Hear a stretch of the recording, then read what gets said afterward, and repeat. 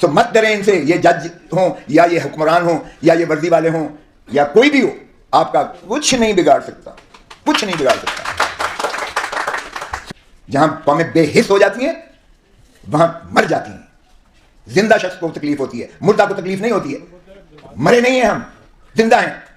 ये जो जानवरों वाला सलूक किया जा रहा है ये गवारा नहीं हो सकता है, किसी को भी नहीं हो सकता है। तो जिंदगी और मौत में यही फर्क है।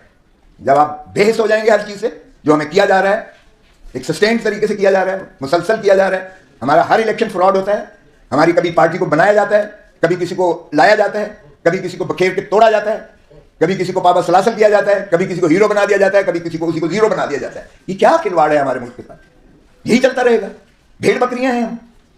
यही है आर्टिकल 199 का इतलाक कीजिएगा और इनको भी बावर करवाइएगा। जाके डट के खड़े हों, आपका सिर्फ अल्लाह की रस्सी को मजबूती से थामे। और ये छोटे छोटे खुदा, हमने तो जो है अल्लाह की रस्सी को मजबूती से थामने की बजाय हमारे ईमान इतने कमजोर हो गए कि हमने छोटे छोटे खुदा बना दिए। हमने समझा ये हमारा राज़िक है, अगर चीफ जस्टिस के खिलाफ हम बोलेंगे और अपना माफी ज़मीर बयान करेंगे तो हमारे केसेस आने बंद हो जाएंगे, हमारी रोजी बंद हो जाएगी। ओ भाई, अल्लाह ताला ने ये 5 चीजें अपने हाथ में रखी हैं, जिंदगी, मौत, इज्जत, जिल्लत, रिज्क। ये 5 चीजें अल्लाह ने अपने हाथ में रखी हुई है। यकीन कीजिएगा, अल्लाह की रस्सी को मजबूती से थामे, आप बेखौफ हो जाएंगे। जिसमें मिसिंग पर्सन, डिसअपेयर होना जो पर्सन, कितनी अजीब सी बात है। आप देखिएगा कितनी अफसोसनाक बात है कि किसी का अजीज, किसी का बाप, किसी का बेटा, किसी की बेटी, किसी की माँ, किसी की बहन उठा ली जाती है। उसका खानबादा चिल्ला रहा है, पर्चे करवा रहा है, रिटें कर रहा है। और तो हर शेख रशीद जैसा बंदा जो इतना माशाल्लाह हैवी भारी भरकम है, उसको उठाकर ले गए और हाई कोर्ट में यहाँ कहा गया तो उन्होंने कहा जी पुलिस ने कहा हमें पता ही नहीं है कहाँ चले गए हैं। और कुछ अरसे के बाद वो नमूदार होते हैं और फिर कहते हैं कि मैं तो चिल्ला काट रहा था और चिल्ला बड़ा सख्त था। अरे भाई, किसको बेवकूफ़ बना रहे हो? इसी तरह के आपके 3-4 और मिसालें, जिस किसी ने कहा मैं सुकून लेने के लिए चला गया था, सुकून लेने के लिए गया था, ना बाप को पता है, ना भाई को पता है, ना माँ को पता है, ना बीवी को पता है, ना बच्चों को पता है, और वो बिल्कुल ऐसे चीखो पुकार करके पागल तक हो रहे हैं। फिर इमरान रियाज एक जो है जर्नलिस्ट को उठाकर ले गए 4 महीने के बाद। वो आज भी उसका ज़हनी तवाज़ुन ठीक नहीं रहा। 30-40 किलो उसका वेट भी कम हो गया और ज़हनी तवाज़ुन भी ठीक नहीं रहा, और वो नमूदारों के घर पहुंच गया। क्या हो रहा है इस मुल्क के साथ? क्या हम अपने शहरियों की जान और माल को इस तरह से जो है गायब होता, डिसअपेयर होता हुआ देखकर हम खामोश रहेंगे? यही एक जज्बा था। कोई मेरा बेटा या मेरा भाई या मेरी कोई वो नहीं उठाया, ना ये एतजाज के किसी को उठाया गया है। लेकिन अगर किसी को भी उठाया गया है, वो मेरा अगर छोटा है, बेटा है, भाई है, बाप है, चाचा है, हमें फिर तकलीफ होनी चाहिए। हम बिल्कुल आइसोलेशन में नहीं जा सकते हैं। हमारे ऊपर ज्यादा जिम्मेवारी है, इस कौम की ज्यादा जिम्मेवारी है, इसलिए कि हम इस मुल्क के बनाने वाला भी काला कोट है और इस मुल्क में आइन देने वाला भी काला कोट है, और इसकी हिफाजत भी काले कोट ने की थी। आज भी हमारे ऊपर यही जिम्मेवारी है। जब आप कोड ऑफ कॉन्डक्ट देखें अपना, तो आप पर फर्ज आयद होता है कि कोई चीज़ अगर आइन और कानून के खिलाफ हो रही है तो आप उस पर जो है आप अपनी आवाज़ भी उठाएं, और जो आपके होता है आप कानूनी तौर पर भी उसका बिल्कुल उसका तदारक करें। तो ये हमारी ऑब्लिगेशन भी है, कौम के साथ भी हमारी कमिटमेंट है, पेशे के साथ भी हमारी कमिटमेंट है। अगर रूल ऑफ लॉ नहीं है, आइन नहीं है, तो हमारा वजूद ही नहीं है फिर। और इस तरह से अगर लोग उठाए चले जाएं और इस तरह से जो है लोग फिर उसका कोई तदारक ना हो, कोई पता ना हो किसने उठाया है, कहाँ रखा है, कौन से जराइम का इर्तिकाब किया है, तो फिर शर्म आनी चाहिए। फिर हम सबको शर्म आनी चाहिए। हमें आई है, हम लेकर गए हैं नॉलेज सुप्रीम कोर्ट में। आप आवाज़ उठाइए इस पर भी।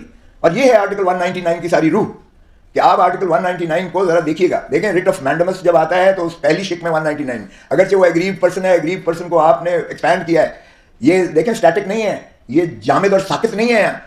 इट इज़ अ लिविंग ये जो एक ये है कॉन्स्टिट्यूशन, डायनामिज्म इसमें होनी चाहिए। इसकी एक्सपेंशन और इसकी एक्सपेंशन जो है, इसको वक्त के तकाज़ों के मुताबिक आपको इंटरप्रिटेटिव तरीके से आपको इसको फैलाना पड़ेगा। अदालतों की ज्यूरिसडिक्शन को और एग्रीव्ड पर्सन को आपने फैलाया है।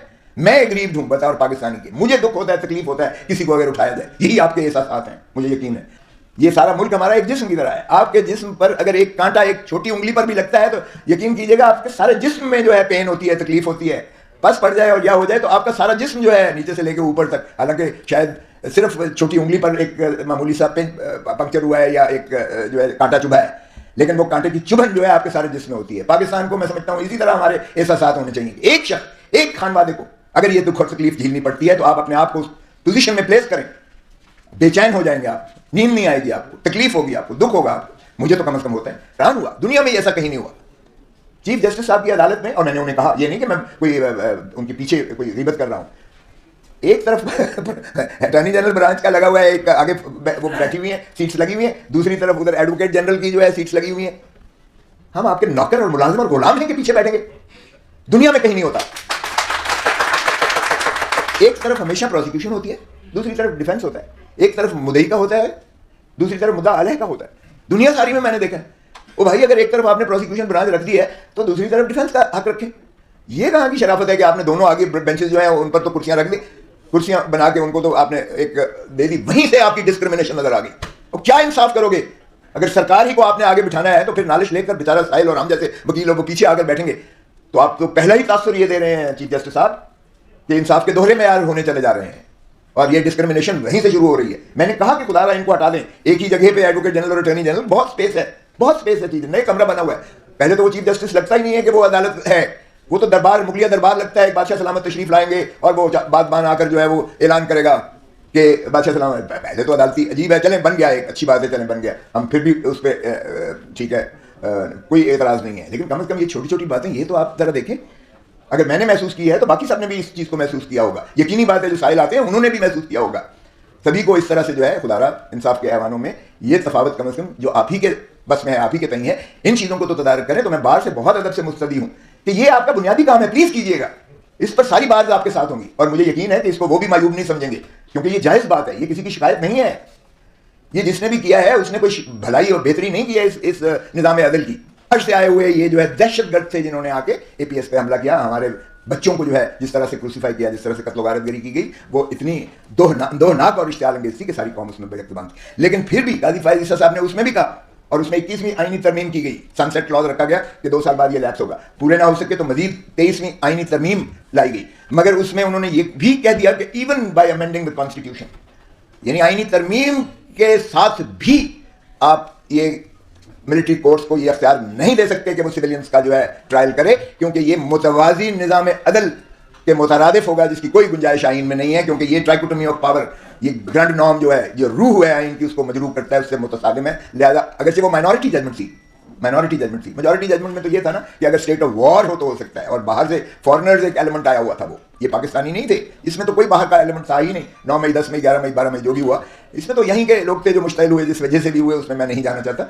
मगर देखिए उसमें एक खौफ की फिजा थी, एक ऐसी खौफ की फिजा थी जो अल्हम्दुलिल्लाह हमारी आपकी यानी काले कोर्ट की काबिश से वो एक डिस्पेल हुई और सुप्रीम कोर्ट ने एक मार्कतुल आरा एक फैसला दिया, जजमेंट दी।